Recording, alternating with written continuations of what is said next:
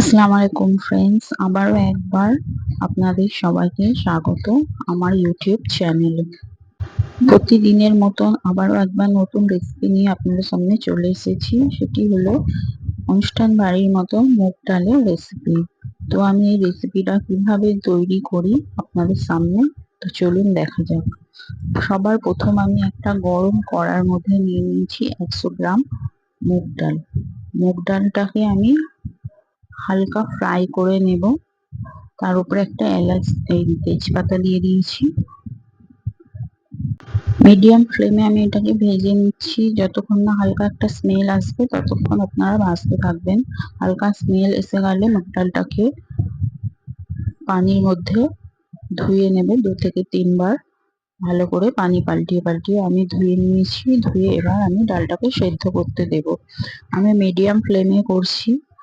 তো আমি 1 চা চামচ ডালের মধ্যে সামান্য পানি আর 1 চা চামচ হলুদ, 1 চা চামচ নুন, একটা তেজপাতা দিয়ে আমি এবার ডালটাকে ভালো করে ফুটিয়ে নেব।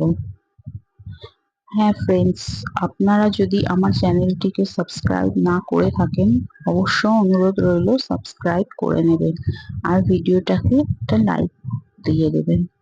তো আমি এই ডালটা আমার মিডিয়াম ফুটছে, এখনো সম্পূর্ণ হয়নি। তো ডালের মধ্যে যেমন একটা ফেনা ফেনা ভাব আসে, এগুলোকে আপনারা তুলে নিতে পারেন।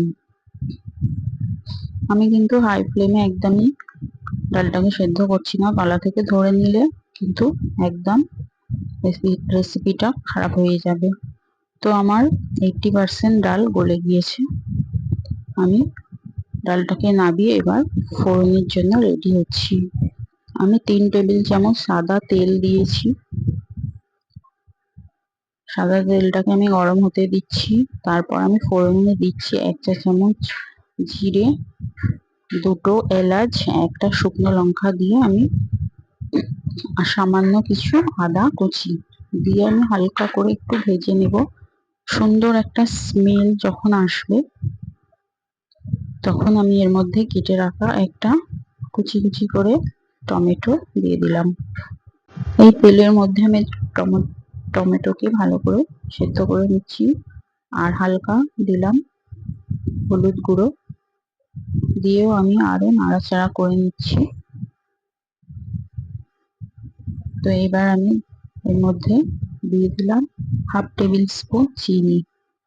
চিনি মুগ ডালে না দিলে কিন্তু ডালের টেস্টটা একদম আসে না। ব্যালেন্সের জন্য আমি অবশ্যই দেবেন চিনিটা। তো আমি সেদ্ধ করা ডালটাকে দিয়ে দিলাম সব ফোড়নের সঙ্গে, দিয়ে ভালো করে মিক্সড করে নিলাম। তারপর আমি আবারও পানি দিলাম, কারণ এতটা গাঢ় ডাল খাওয়া যায় না, টেস্টটা অতটা আসবে না, তার জন্য আমি পানি দিলাম।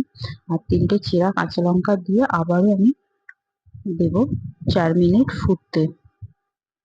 এইভাবে একবার বানিয়ে আপনারা খেয়ে দেখবেন ফ্রেন্ডস, এত সুন্দর হয় খেতে, বুঝতে পারবেন আপনারা করে খেলে। তো আমি দিয়ে দিলাম ধনেপাতা কুচি, দিয়েও ভালো করে ডালটাকে আমি ফুটিয়ে নিচ্ছি। আমার ডালটা প্রায় কমপ্লিটের দিকে। দেখতে পাচ্ছেন ফ্রেন্ডস, এটা আমার একদম শেষ পর্যায়ে। আমার ডাল হয়ে গিয়েছে অনুষ্ঠান বাড়ির মতো মুগ ডাল। তো এভাবে একবার ট্রাই করে দেখবেন। সাদা ভাতের সাথে, সাদা ফ্রাইড রাইসের সাথে, পোলাওয়ের সাথে আপনারা অনায়াসে খেতে পারেন, এতটা টেস্ট হয়। আপনারা না করলে এটা বুঝতে পারবেন না। তো এভাবে আমার সাথে থাকবে আগামী দিনে ভালো ভালো আরো রেসিপি দেখার জন্য। আজকের মতো টাটা, দেখা হবে নেক্সট কোনো ভিডিও।